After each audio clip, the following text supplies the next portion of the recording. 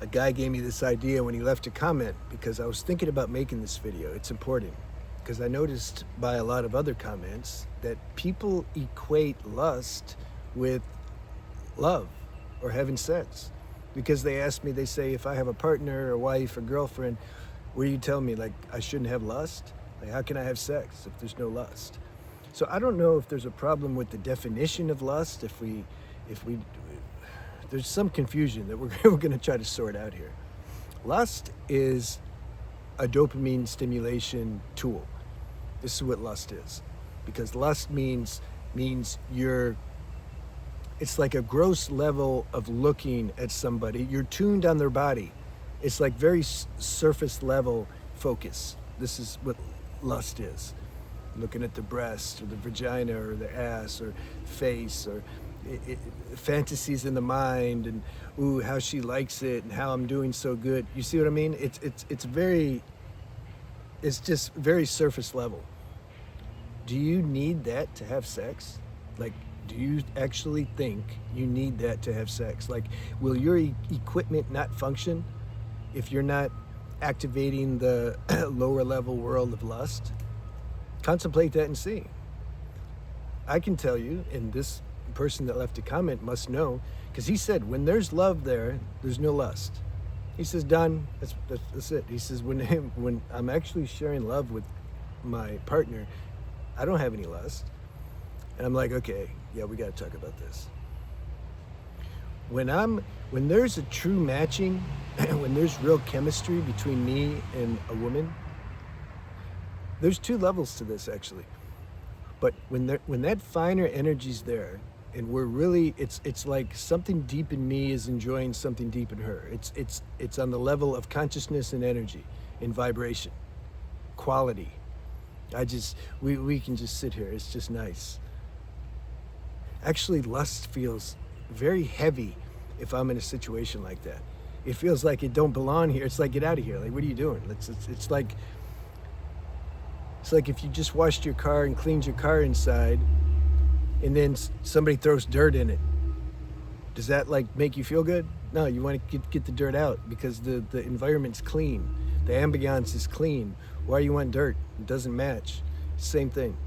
When that level of chemistry and synchronicities there between me and another person, lust isn't allowed.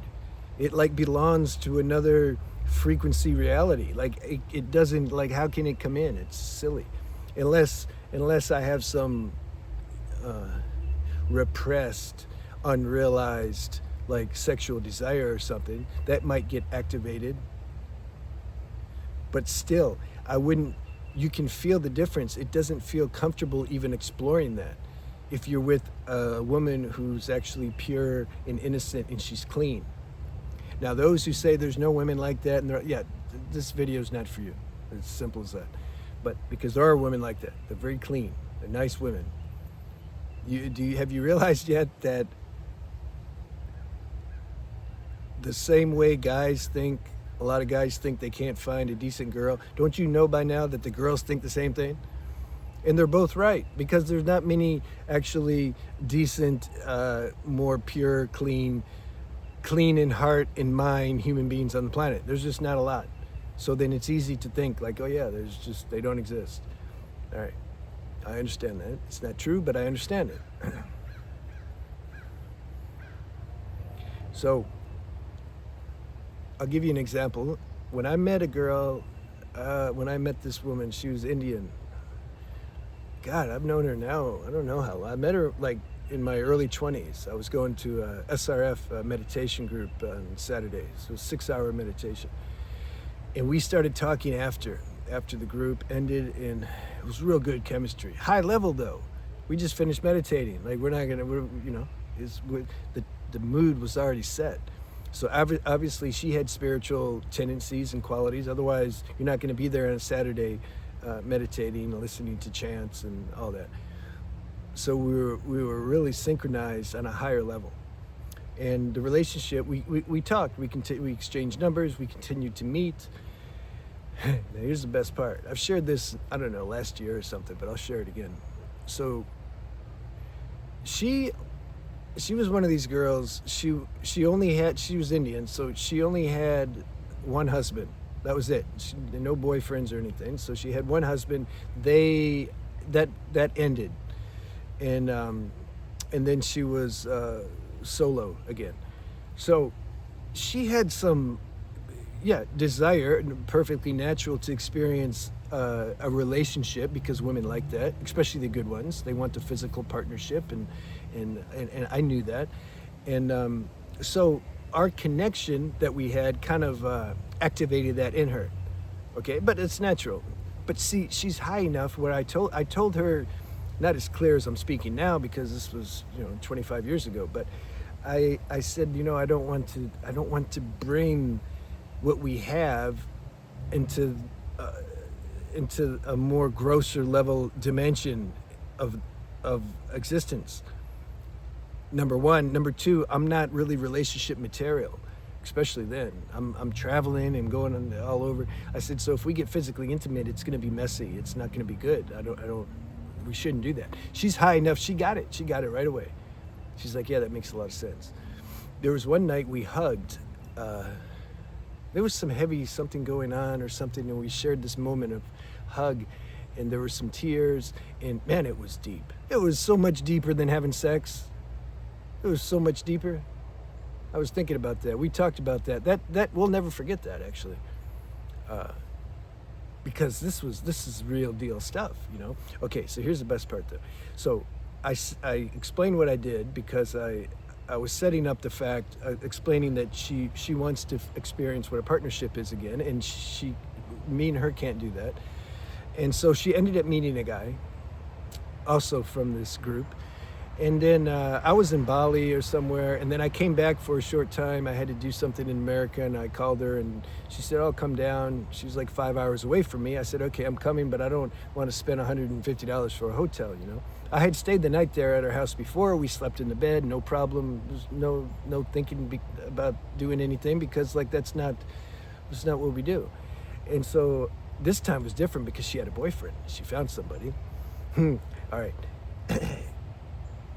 He wasn't allowed to sleep with her because they were taking it slow. They were boyfriend and girlfriend. They don't want to, have sex right away and then just screw everything up. It's like, let's get to know each other for a while and see what's going on. High level. So he wasn't allowed to sleep with her. I was allowed to sleep with her though. And even better, he was cool with it. He knew because we were all, on a different level. He knew if we slept together, because she'd already told him our relationship and it's no problem. And she said it in a way that he believed her because she was speaking truth. She don't lie. She doesn't have this calculative, manipulative, way of being and conniving. No, she just says this is what it is, That was great. I really liked that story. Okay, so what else can we say about this lust thing? So it's two things. Either, before I say that, there's also stories, Greek mythology stories, where the guy, during the times of war, he ended up meeting a girl. See, they would have done this in Braveheart with Mel Gibson. If he didn't have sex with her, I think, was it the king's wife or something? That would have been an example of the illustration I'm trying to give you about this Greek mythology stories. But it's Hollywood and they gotta have sex.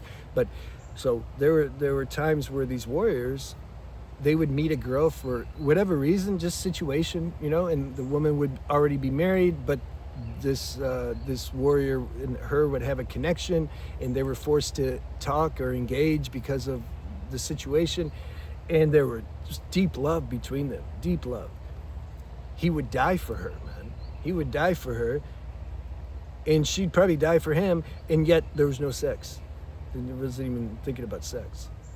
So, no lust. When there's no lust, this connection, I've said it before when I made videos about Platonic relationships, when there's no lust, this connection stays strong, it stays hot. When you have sex, when you bring this high level connection into such gross level form, it has a very good chance of destroying it. Okay, so now I can hear the mind saying, yeah, but what about Tantra and Kama Sutra and Tantra, having sex and spirituality? That's an interrelationship between the two. It's an expression between the two. You see how life is complex? There's no one answer. I'm sharing one aspect, which is true. All right, the interrelationship between sex and spirituality, it's also true.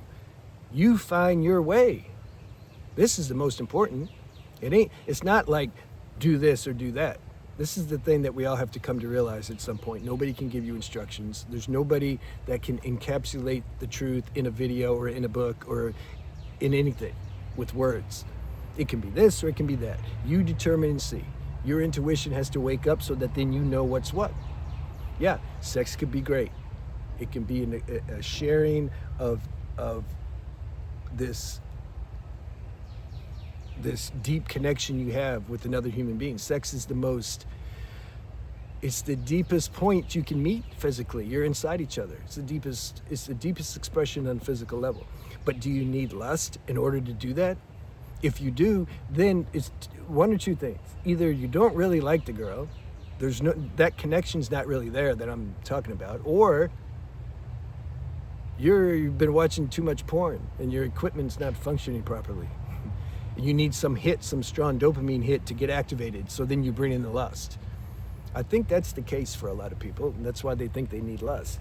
You need to get back to ground zero, do semen retention, have good healthy lifestyle habits, and get back to ground zero, and your equipment's gonna function really good. You don't take pills. Pills may make your equipment work temporarily, and then later it's gonna make it even worse. If we start forcing the body to do what it should be doing organically anyway, then you're wearing it out. The body's going to get weaker. It's enervation. That's the problem with pills. You take pills and it forces the body to do something. Well, we need to have a healthy practice and lifestyle so that the body gets strengthened up again so it can do things for itself. But when we're doing PMO all the time and living a debaucherous lifestyle, that's going to make our nervous system weak, and so then, we're not going to be able to get it up probably, unless we stimulate it with lust. So then people think you need lust to have sex. No, you don't. You don't. Remember when you were 12? I remember, or 10, or 13, or a teenager. Well, as long as I didn't get high. Getting high would mess my equipment up too. But at that age, if you haven't already destroyed yourself, you can just sit and just talking to the girl, you're activated, man. You don't need lust or anything. You just activated. The energy transmission you get from her giving you attention, and then you absorbing that because there's a connection. That connection, that's your Viagra. That replaces lust. It's just a connection, and then you share that with the girl via sex if you want. You don't need lust. When you're having sex with her, you're sharing. You're like giving her energy, and you're absorbing her energy. See, this is the real definition of Tantra. I have a playlist on Tantra, so you guys can see that. Because people ask me questions in the comments, and I don't have time anymore to respond, especially deeper questions. Go see the playlist. It's called Authentic Tantra. I have some videos on this. When you're having sex, you're focused on how it feels to be connected with her. You feel that energetic circling of energy. You just feel it. It's not a technique. You don't need to read the book to learn the steps. You just feel, all you gotta do is show up.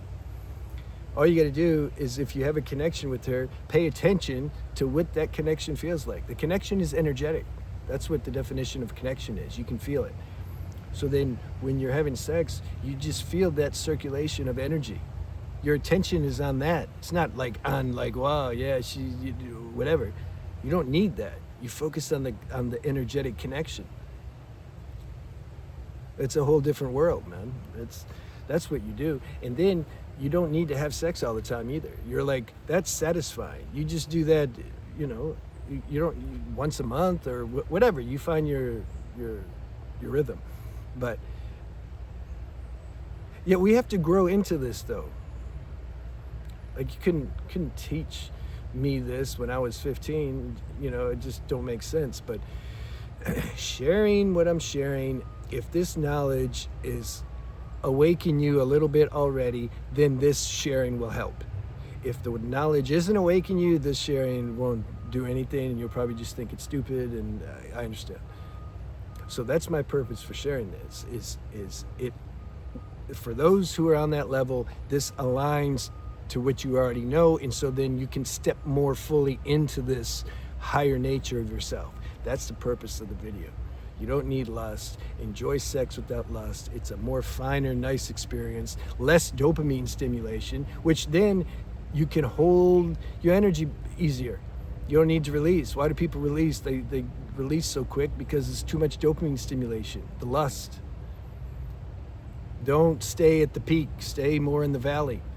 I had a girl, the last girl I had sex with some years ago. It's probably why I haven't had any desire to have sex. I finally got to experience this. We both didn't want to have an orgasm. And when we got close to having an orgasm, she came up with this rule, or she put her hand up. That means 10 seconds. It means she's getting too close. We got to back it down a little bit. You know what I do? I go faster sometimes just because, you know, I'm funny like that. No, but we kept it cool. And after that, I haven't really felt, I don't know, it's like I didn't need to have sex much after that. But that was nice. It was nice to have sex and not climax for both of us. Because when you take the orgasm out of the equation, you're just enjoying this finer circulation of energy. Yeah, you try to experience that once in your life if you are interested. All right, I'll see you.